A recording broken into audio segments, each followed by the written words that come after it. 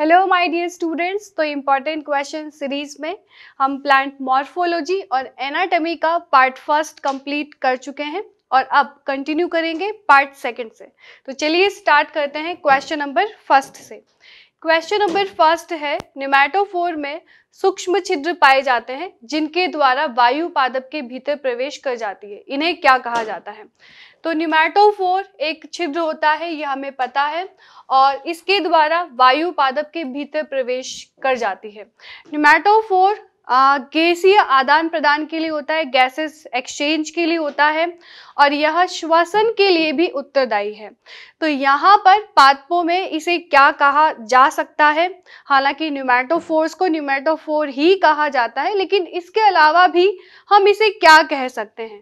पहला दिया हुआ है रंध्र। तो देखिए पत्तियों पर रंध्र पाए जाते हैं, तो इसे हम रंध्र तो नहीं कहेंगे। दूसरा है वात रंध्र, और तीसरा है हाइड्रोथोर्स, और चौथा दिया हुआ है मूल रोम। तो हाइड्रोथोर्स भी इनको नहीं कहेंगे और मूल रोम भी नहीं कहेंगे, तो यहाँ पर इन्हें वात रंध्र कहा जा सकता है। नेक्स्ट, यदि गुरु बीजाणु मात्र कोशिका से सीधे ही बिना अर्धसूत्री विभाजन के भ्रूणकोश का निर्माण होता है, तो इसे क्या कहेंगे?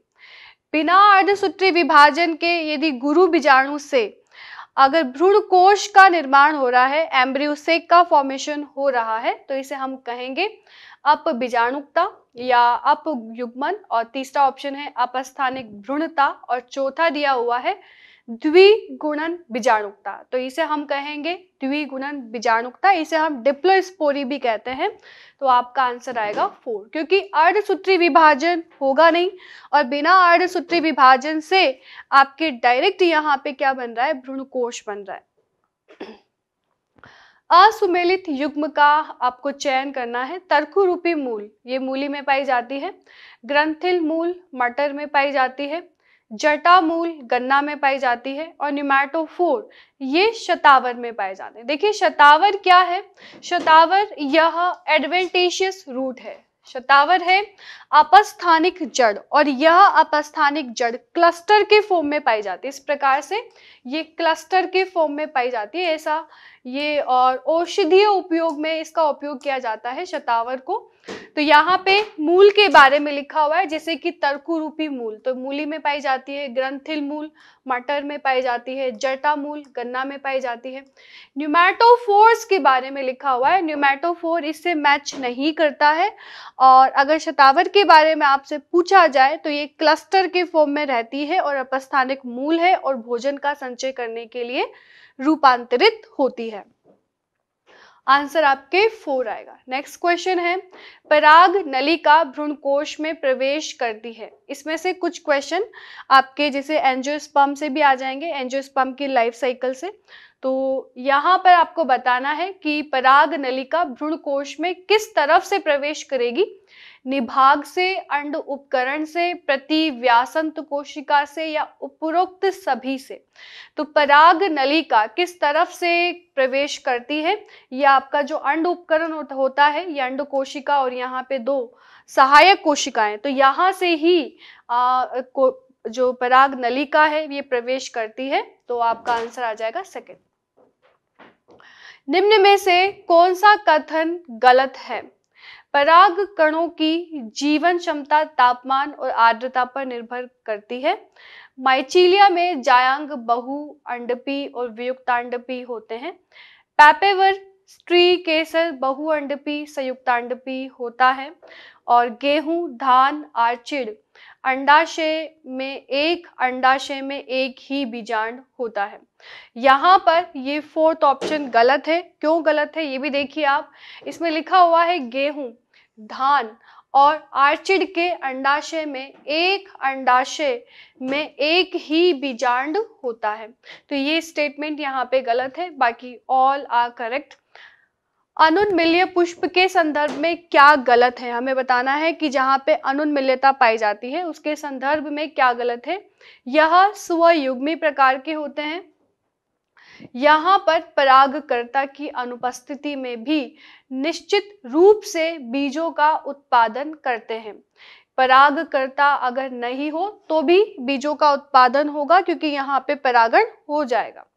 वायोला, ऑक्जेलिस और कॉमेलिना में ये पाए जाते हैं और सभी डाइकोगेमी या विषम परिपक्व पादपों में पाए जाते हैं। तो देखिए ये सभी, इसमें जो चौथा स्टेटमेंट लिखा है कि ये सभी विषम परिपक्व पादपों में पाई जाती है अनुन्मील्यता, ये गलत है। तो यहाँ पर ये ऑप्शन यहाँ पे गलत है। ठीक है, नेक्स्ट, लक्षण जैसे पंख नुमा वर्तिकाग्र, वर्तिकाग्र पंख के नुमा है और अचपचिपे परागकण तथा प्रत्येक अंडाशय में एक बीजांड वाले पादपों में परागण होता है। तो यहाँ पर ये कौन से परागण है? ये कीट परागण है या जल परागण है या वायु परागण है या पक्षी परागण है? तो जहां पर आपको जो बताया गया है कि लक्षण है पंखनुमा वर्तिकाग्र, वर्तिकाग्र पंखनुमा है और इसे हम कहते हैं कि वर्सेटाइल जैसा होता है। ठीक है, पंखनुमा का मतलब जैसे आपने देखा होगा मोर के पंख होते हैं, तो वैसे इस तरह से जब हवा चलती है तो इस तरह से चारों दिशाओं में ये घूम जाता है। ठीक, तो वर्तिकाग्र इसका कैसा है? पंखनुमा। और अचपचिपे परागकण है तथा प्रत्येक अंडाशय में एक बीजांड वाले पादपों में परागकण होता है। तो ये कीट परागण है या जल परागण है या वायु परागण है या पक्षी परागण है? तो ये एक प्रकार का वायु परागण है, ये आपको ध्यान रखना है। और वायु परागण में यहाँ पर आप देखिए अचिपचिपे परागण तथा प्रत्येक अंडाशय में एक बीजांड वाले पादपों में परागण होगा। निम्न में से कौन सी एक परागण की युक्ति नहीं है? परागण के लिए कौन सी युक्ति यहाँ पे काम नहीं आएगी? पहला है स्वबंध्यता, दूसरा है डाइकोगेमी और तीसरा है एक लिंगता और चौथा है द्विलिंगता। जब पुष्प द्विलिंगी होता है तो यहाँ पे किसी भी एजेंट की आवश्यकता नहीं है, परागण युक्ति की आवश्यकता नहीं है, तो आपका आंसर हो गया द्विलिंगता। खीरा, पीपल, आम, धनिया, प्याज, लोबिया, कपास, तंबाकू, गुलाब और नींबू कितने दिए गए पादपों में कीटों से परागण होगा? देखिए सबसे ज्यादा अगर यहाँ पर पॉलिनेशन होता है पादपों के अंदर तो वो कीट परागण होता है, कीटों के द्वारा सबसे ज्यादा परागण होता है और कीटों में भी सबसे ज्यादा मधुमक्खी के द्वारा परागण होता है, तो वो कीटों के अंदर ही आता है। तो यहाँ पे आपका आंसर ये सभी आ जाएगा, इन सभी के अंदर कीटों के द्वारा परागण होता है, तो आंसर आ जाएगा थर्ड। निम्नलिखित चार कथन पर विचार कीजिए और केवल सही कथनों पर विकल्प चुनिए। पहला कथन दिया हुआ है भ्रूणीय अक्ष का वह भाग जो बीज पत्रों के स्तर से ऊपर की ओर होता है उसे हम बीज पत्राधार कहते हैं, जो प्रांकुर सिरे पर समाप्त होता है। तो यहाँ पे हमें सही कथन का चुनाव करना है। ओके, चुकंदर के बीजों में उपस्थित अवशिष्ट बीजांडकाय परिभ्रूण पोष कहलाता है। तो बीजांडकाय, अवशिष्ट बीजांडकाय को परिभ्रूण पोष कहते हैं, ये सही है। अनिषेक फलन को वृद्धि हार्मोन के प्रयोग के लिए प्रेरित किया जा सकता है। वृद्धि हार्मोन के प्रयोग से अनिषेक फलन किया जा सकता है, ये भी सही है। डी ऑप्शन है बीज एक नए पर्यावासों में प्रसारण हेतु बेहतर अनुकूलित रणनीतियों से युक्त होते हैं तथा प्रजाति को अन्य क्षेत्रों में बसने में मदद करते हैं। बिल्कुल सही बात है कि जब बीज होते हैं, जब ये एक स्थान से दूसरे स्थान पर जाते हैं तो यहाँ वहां पर जहां पर ये जाते हैं तो वहां पर नए क्षेत्रों में नई प्रजाति के बसने में मदद करते हैं। तो बीजों का प्रकीर्णन, ये भी सही है। ए यहाँ पे गलत लग रहा है क्योंकि भ्रूणीय अक्ष का वह भाग जो बीज पत्रों के स्तर के ऊपर होता है उसे बीज पत्राधार कहलाता है, जो प्रांकुर सिरे पर समाप्त हो जाता है। तो ये स्टेटमेंट आपके गलत है, इसे बीज पत्राधार नहीं कहते हैं। ठीक है, इसे आई थिंक हिंदी में कहते हैं बीज पत्रोपरिक, इस प्रकार से यहाँ पे इसके लिए टर्म है। तो आपका यहाँ पे आंसर आ जाएगा सेकंड। निम्नलिखित में से किस पादप की मांसल पत्तियां भोजन संग्रहण करती है? प्याज, एलस्टोनिया, नागफनी, नेपेंथीज। देखिए नेपेंथीज में तो मांसल पत्तियां होती नहीं है, एलस्टोनिया में होती नहीं है। नागफनी की यदि बात करें तो वहां पर वो तना होता है और पत्तियां यहाँ कांटों में रूपांतरित हो जाती है। इसमें पूछा है कि पत्तियां मांसल हो गई है भोजन संग्रह करके, तो ऐसा प्याज में पाया जाता है। कौन सा तने का रूपांतरण नहीं है? अदरक का प्रकंद, कोलोकेशिया का घनकंद और नेपेंथीज का पिक्चर प्लांट और आलू का कंद। तो कौन सा तने का रूपांतरण नहीं है? अदरक का प्रकंद। तो अदरक के ऊपर यहाँ पे आपको पता है कि नोड और इंटरनोड पाई जाती है। अदरक की जब भी बात करते हैं, डायग्राम हम ड्रॉ करते हैं तो उस पे पर्व एवं पर्व संधियां पाई जाती है, तो वो तने का रूपांतरण है, ये सही है।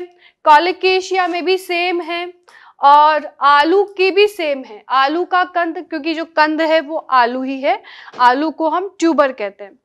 अब नेपेंथीज की बात करें तो यहाँ पे पिक्चर प्लांट, ये तने का रूपांतरण नहीं है क्योंकि ये लीफ लैमिना का रूपांतरण है। ये है लीफ लैमिना का रूपांतरण है। ये घट पिक्चर, जो पिक्चर होता है नेपेंथीज का, जो फ्लावर होता है या उसका फ्लावर का जो ढकने वाला हिस्सा, वो किसका मॉडिफिकेशन है? लीफ लैमिना का। क्रूसीफॉर्म अवस्था पाई जाती है। क्रूसीफॉर्म अवस्था ये मैंने आपको पहले भी बताया है। क्रूसीफेरी कुल में, जिसे हम ब्रेसिकेसी कुल भी कहते हैं, वहां पे क्रूसीफॉर्म अवस्था पाई जाती है।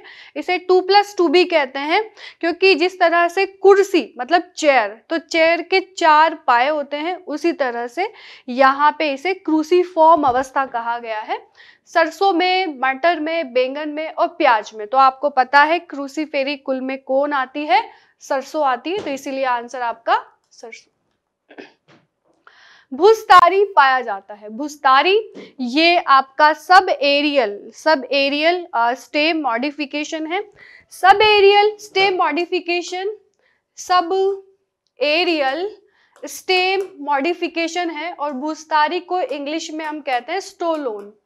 तो स्टोलोन के 2 हैं, एक तो चमेली जिसे हम जास्मीन कहते हैं और दूसरा है कोलोकेशिया। इसके 2 उदाहरण हैं, एक चमेली है जिसे हम जास्मीन भी कहते हैं और दूसरा है कोलोकेशिया। तो ये 2 उदाहरण है, ये दोनों आपको याद कर लेने हैं, इनमें से क्वेश्चन बनते भी हैं। तो आपका आंसर यहाँ पे आ जाएगा चमेली। आइकोनिया नहीं आएगा, पिस्टिया भी नहीं और अदरक भी नहीं। आम का खाने योग्य भाग कौन सा है, ये आपको बताना है। बाह्य भित्ति, मध्य भित्ति या ग्रंथिल रोम या अंतः भित्ति। तो आम का जो खाने योग्य भाग है वो है मध्य फल भित्ति, जिसे हम खाते हैं, जिसे मीजोकार्प कहा जाता है। तो सेकंड आंसर आएगा। सोलेनेसी कुल का पुष्पसूत्र आपको बताना है, इनमें से कौन सा सोलेनेसी कुल का पुष्पसूत्र है। इसके लिए आपको सोलेनेसी, लिलिएसी, फैबेसी जो भी आपके एनसीईआरटी में दिए गए हैं पुष्पसूत्र, उन्हें जाके याद करना है। तो अभी मैं आपको बता देती हूँ कि यहाँ पर सोलेनेसी कुल का जो फ्लावर फॉर्मूला ये है BR मतलब ब्रैक्ट, और यहाँ पे ये समिति है, इस तरीके का पुष्प है और ये यहाँ पर ये फ्लावर फॉर्मूला है और ये पंचतई पुष्प है। सतावर सदस्य है फैबेसी का, लिलिएसी का और सोलेनेसी का और एस्टरेसी का। सतावर की बात आई है तो सतावर किसका सदस्य है? ये लिलिएसी का मेंबर है, तो ये हमको याद करना है, लिलिएसी का मेंबर है सतावर। निम्नलिखित में से कौन एंजियोस्पर्म में रूप द्विगुणित होता है? द्विगुणित आपको मतलब बताना है कि 2n कंडीशन किसकी, आप आसानी से बता सकते हो। लघु बीजाणु, तो लघु बीजाणु कैसा होता है? ये द्विगुणित होता है या ये आपके अगुणित होता है। भ्रूण, भ्रूणपोष, इनमें से आपको बताना है, सहायक कोशिका में से बताना है कि द्विगुणित क्या है। तो देखिए भ्रूण और भ्रूणपोष ये 3n होता है, ठीक है। सहायक कोशिकाएं ये n होती है, लघु बीजाणु n होता है, भ्रूण आपका 2n होता है। तो अब आप बता सकते हैं, ठीक है, आप इसकी सहायता से बता सकते हैं कि कौन सा यहाँ पे एक बीजपत्री मतलब कौन सा यहाँ पे अगुणित होगा और कौन सा द्विगुणित होगा। तो आंसर है भ्रूण। अपंचिया में प्रकाश संश्लेषण का कार्य इसके द्वारा किया जाता है, प्रणाभ पर्व के द्वारा, पर्णाभ वृंत के द्वारा और पर्णाभ स्तंभ के द्वारा और अनुपर्ण के द्वारा। देखिए कई बार इनमें से क्वेश्चन बनते हैं फिल्लोक्लेड, ठीक है, तो फिल्लोक्लेड क्या होता है।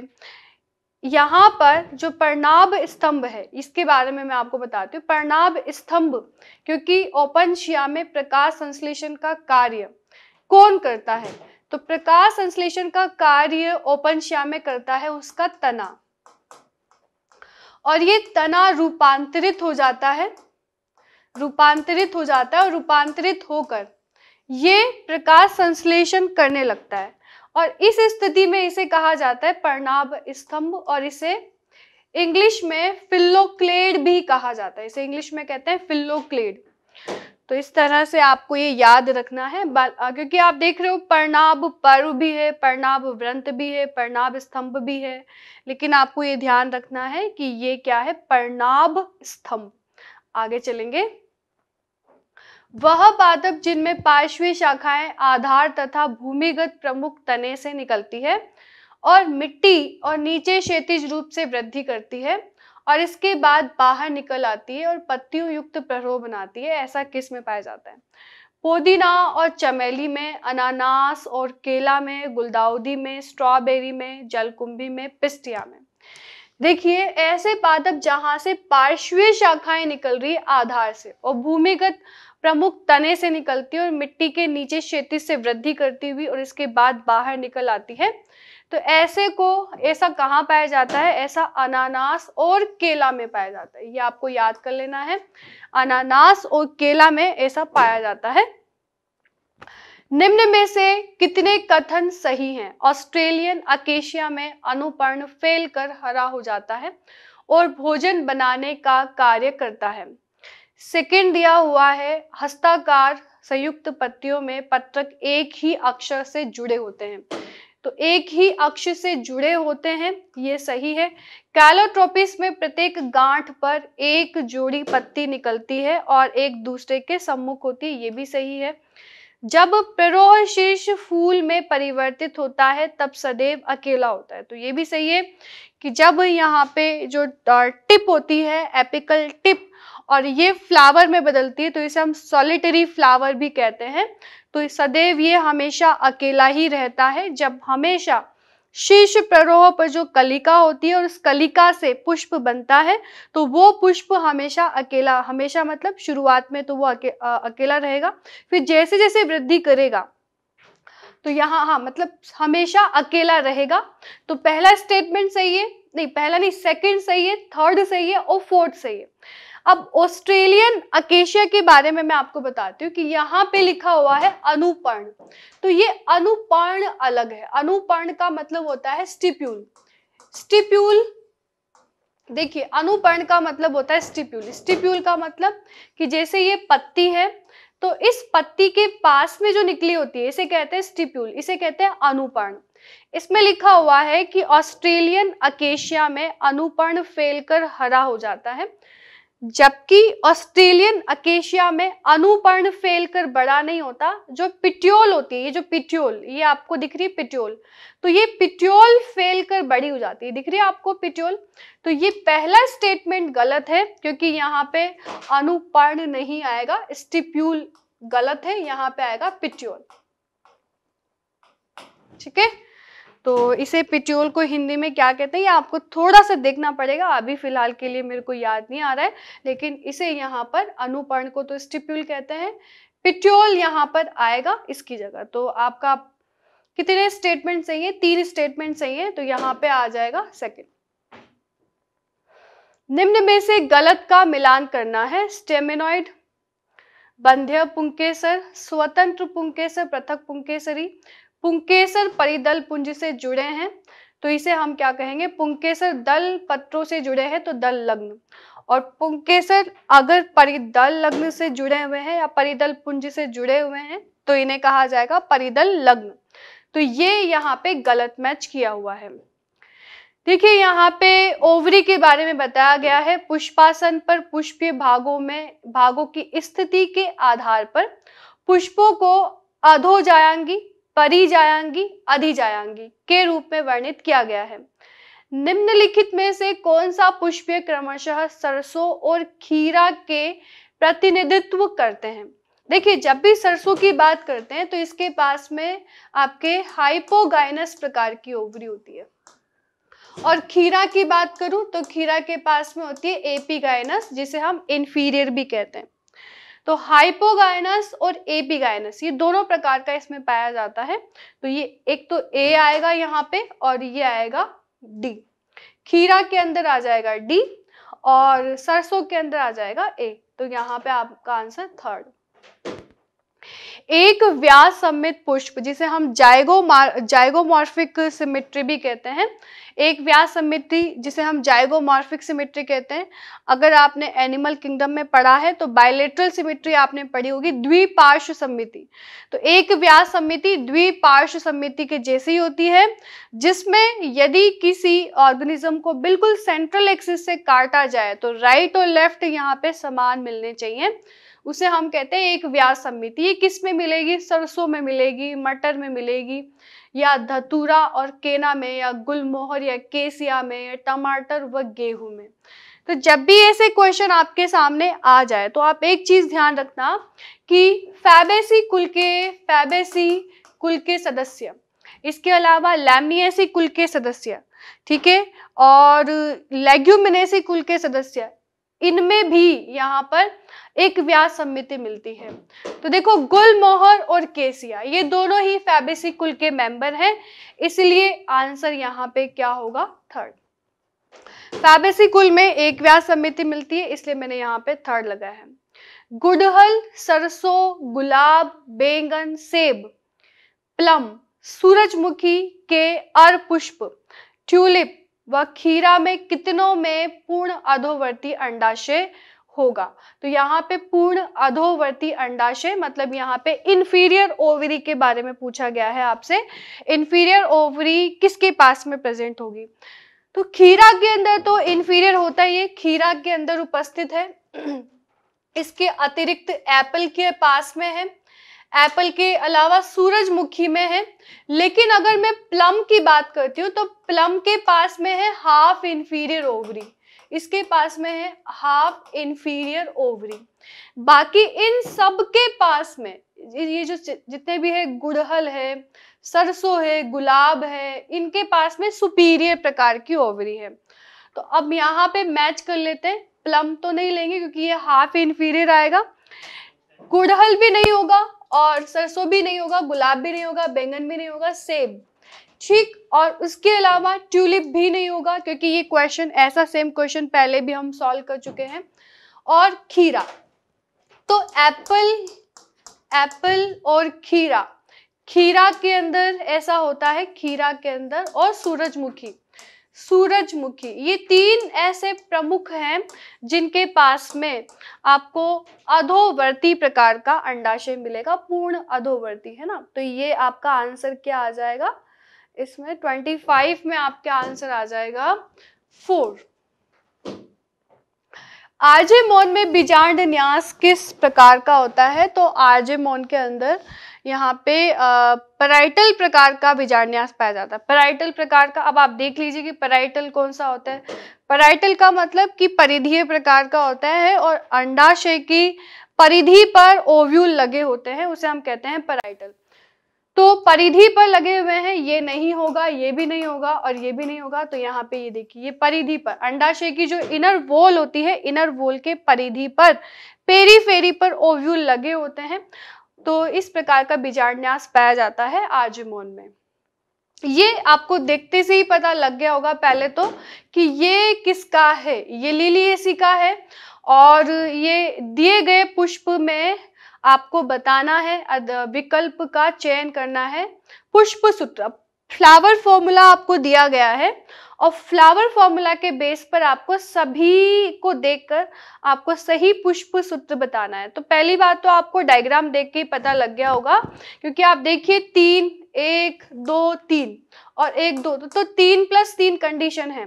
तो ना तो आप ये थर्ड लगाओगे ना फोर्थ लगाओगे, क्योंकि 3 + 3 कंडीशन आपको दिख गई है। उसके बाद आप ये देखेंगे कि ये 3 अंदर की तरफ हैं और जुड़े हुए हैं, दल लग्न हैं, तो इसे हम 3+3 कंडीशन कहेंगे। और यहाँ पे अंदर की तरफ ये भी 3+3 कंडीशन है, गायनोशियम भी यहाँ पे 3 है, तो आपका आंसर आ जाएगा सेकंड। ठीक है, इस तरह से आपको ये आंसर देना है। और वैसे भी आपको लर्न करके रखना है, यहाँ पर ये त्रितेय प्रकार का पुष्प है, लिलिएसी फैमिली है। ल्यूपिन किस कुल में आता है? सोलेनेसी में आता है या फैबेसी में आता है या मालवेसी में? तो ल्यूपिन मेंबर आता है फैबेसी का। आगे है, यहाँ पे आपको बताया गया है, मैच करना है और गलत मिलान का पता लगाना है। ये एक दूसरे की कोर स्पर्श कर रही है, तो कोर स्पर्शी कैलोट्रोपिस सही है। यहाँ पे आप देखिए ये व्यावर्तित है, तो व्यावर्तित में एक दूसरे का यहाँ पे कोर स्पर्श होता है, मतलब एक दूसरे को ट्विस्टेड होता है, तो ये ट्विस्टेड तो नहीं दिख रहा है, ठीक है ना, ये ट्विस्टेड नहीं दिख रहा है, लेकिन व्यावर्तित का उदाहरण कपास सही है, लेकिन डायग्राम गलत है। कोर छादी, तो ये कोर छादी भी नहीं है, मतलब ये जो कोर छादी प्रकार का भी नहीं है, जिसे कि हम इम्ब्रिकेट कहते हैं, लेकिन एग्जाम्पल सही है। वैक्सिलरी बिल्कुल सही है, तो यहाँ इनके डायग्राम में गलती है, ये डायग्राम इसका होना चाहिए और ये डायग्राम इसका होना चाहिए, तो गलती किस में है? सेकंड और थर्ड वाले में है, तो आपका आंसर आ जाएगा सेकंड एंड थर्ड। पहला बिल्कुल सही मैच किया है, कोर स्पर्शी कैलोट्रोपिस का होता है, व्यावर्तित ये कपास का होता है, कोर छादित केसिया का होता है, वैक्सिलरी एस्टिवेशन मटर में पाया जाता है। लेकिन इनके डायग्राम भी आप साथ के साथ देखें, वैक्सिलरी एस्टिवेशन सही है, कोर स्पर्शी सही है, लेकिन ये ट्विस्टेड और इम्ब्रिकेट ये दोनों डायग्राम एक दूसरे के इंटरचेंज होंगे, ऊपर वाला नीचे जाएगा, नीचे वाला ऊपर आएगा। चतुर्दीर्घी अवस्था जो कि ब्रेसिकेसी में पाई जाती है, क्रूसीफेरी में पाई जाती है, देख लेते हैं। बाह्य 4 पुंकेसर लंबे होते हैं तथा अंदर वाले 2 पुंकेसर छोटे होते हैं। अंदर वाले 4 पुंकेसर लंबे होते हैं तथा बाहर वाले 2 छोटे होते हैं। और बाह्य 2 पुंकेसर लंबे और अंदर वाले 2 पुंकेसर छोटे होते हैं, पुंकेसर अनुपस्थित होते हैं। तो चतुर्दीर्घी अवस्था में अंदर वाले जो 4 पुंकेसर होते हैं ये लंबे होते हैं और बाहर वाले छोटे होते हैं। अंदर वाले 4 लंबे और बाहर 2 छोटे होते हैं, तो चतुर्दीर्घी अवस्था ये होती है। एक प्रारूपिक एंजियोस्पर्म में एक गुरु बीजाणु के परिपक्व मादा युग्मकोद्भिद के निर्माण के लिए कितने समसूत्री विभाजन की आवश्यकता होती है? तो यहाँ पे पूछा गया है कि एक गुरु बीजाणु है, एक गुरु बीजाणु, ठीक है, ये एक गुरु बीजाणु है और इसके परिपक्व मादा युग्मकोद्भिद के लिए कितने समसूत्री विभाजन की आवश्यकता होगी? तो आपको पता है 3 बार समसूत्री विभाजन होता है। यहाँ पर ये एक अंड कोशिका होती है, इसमें 1 बार विभाजन होता है तो 2 कोशिकीय अवस्था, फिर दूसरा होता है तो 4 कोशिकीय अवस्था, और फिर तीसरे विभाजन में 8, ठीक है, 7 कोशिकीय 7 सेल 8 न्यूक्लिएटेड कंडीशन बनती है। 3 बार समसूत्री विभाजन होता है, तो 3 बार समसूत्री विभाजन होता है तब जाके यहाँ पे 7 सेल 8 न्यूक्लिएटेड कंडीशन बनती है। और ये जब 3 बार विभाजन होता है, 3 बार समसूत्री विभाजन, जैसे कि पहला बार, फिर ये दूसरी बार, फिर ये तीसरी बार, तो तीसरी बार में यहाँ पे आप देख रहे हो कि इसके अंदर 1 2 8 केंद्रक आपको मिलेंगे, ठीक है। तो ये पूरी अवस्था किस प्रकार से बन जाती है? युग्मकोद्भिद की अवस्था पूरी किस प्रकार से बन जाती है कि नीचे की तरफ तो होती है यहाँ पे 2 सहायक कोशिका, 1 अंड कोशिका, बीच में 2 यहाँ पे आपके पोलर न्यूक्लियस और ऊपर की तरफ यहाँ पे एंटीपोडाल सेल। तो कुल मिला के कितने केंद्रक हो गए? 1 2 3 4 5 6 7 8, 8 केंद्रक बनते हैं और 3 बार ये समसूत्री विभाजन होता है। पेपर्स किस कुल का लक्षण है? फैबेसी, लिलिएसी, सोलेनेसी, एस्टेरेसी और कंपोजिटी। तो एस्टेरेसी और कंपोजिटी कुल के पादपों में पेपर्स पाया जाता है, ये लर्निंग क्वेश्चन है। पुष्पीय पादपों में प्रारूपिक बीजांड क्या है? ऋजु बीजांड, वक्र बीजांड, एम्फिट्रोपस और प्रतीप बीजांड। तो प्रतीप जिसे हम एनाट्रोपस कहते हैं, पूरे जब भी हमने पूरा पढ़ा एंजियोस्पर्म की लाइफ साइकिल, तो वहां पे हमने जब भी बीजांड के बारे में पढ़ा तो वो एनाट्रोपस ही लिया है, जिसे हम कहते हैं प्रतीप बीजांड, ठीक है। कैसा होता है ये आपको पता है, इस प्रकार से ये प्रतीप बीजांड है, आपने पढ़ा भी हुआ है, ठीक है। आगे चलते हैं। निम्न में से कौन सा कथन टेपिटम से संबंधित नहीं है? ये बहुकेंद्रिकीय है, सही है, इससे टेपिटम से संबंधित नहीं है बताना है, ठीक है। एंजाइम हार्मोन का स्रवण होता है, ये भी सही है। गुरु बीजाणुओं को पोषण प्रदान करता है और पोलन किट के पदार्थों का निर्माण करता है, ठीक है। तो यहाँ पे देखिए टेपिटम गुरु बीजाणुओं के पोषण प्रदान करता है। हालांकि टेपिटम का कार्य होता है पोषण प्रदान करने का, लेकिन गुरु बीजाणु को नहीं करता, लघु बीजाणु को करता है, ठीक है। पराग कणों को करता है, पराग कणों को, और पराग कण क्या होते हैं? लघु बीजाणु।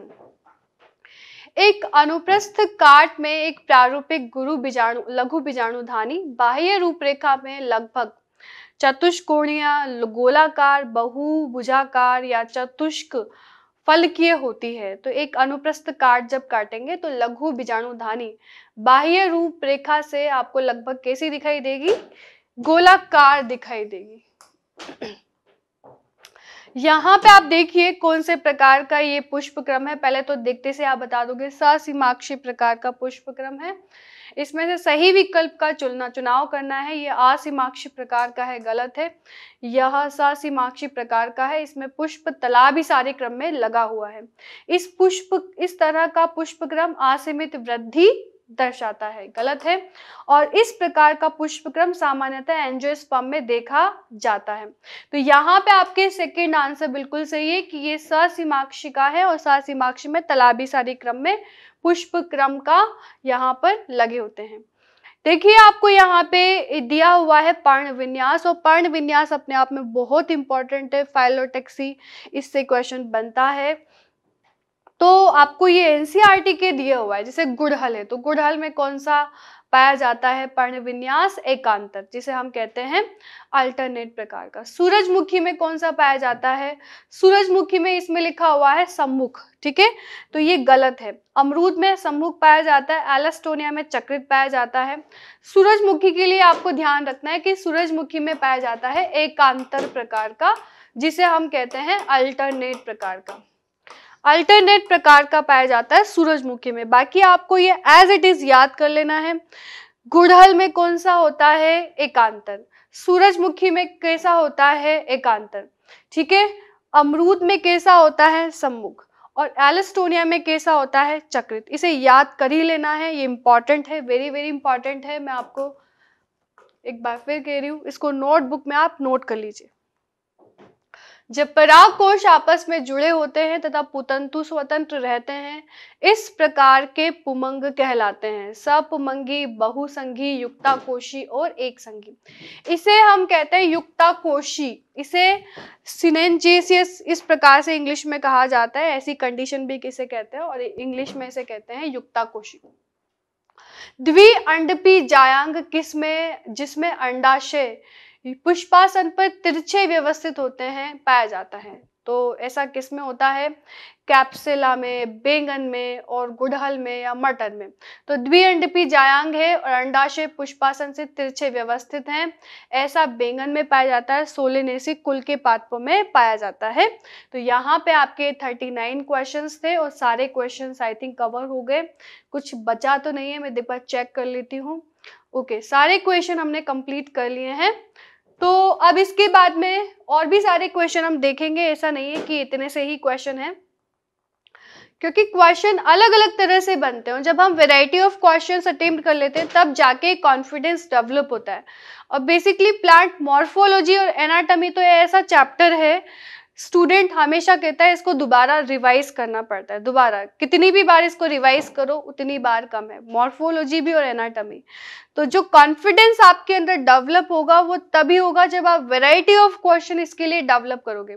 वैरायटी ऑफ क्वेश्चन आपको यहाँ पे अटेम्प्ट करने पड़ेंगे तब जाके। और अच्छा देखिए, सबसे इंपॉर्टेंट बात अगर मैं आपको बताऊं, इंग्लिश मीडियम स्टूडेंट्स, तो उनके पास तो कई सारी टेक्स्ट बुक है जहाँ पे मल्टीपल क्वेश्चंस मिल जाते हैं, लेकिन हिंदी मीडियम स्टूडेंट के पास में एक ही ऑप्शन है, एमटीजी। एमटीजी के एमसीक्यू सिर्फ हिंदी मीडियम के मार्केट में केवल एक ही बुक अवेलेबल है, और भी सारी बुक है लेकिन उसमें कई सारी गलतियां हैं जिसे आप प्रेफर नहीं करेंगे।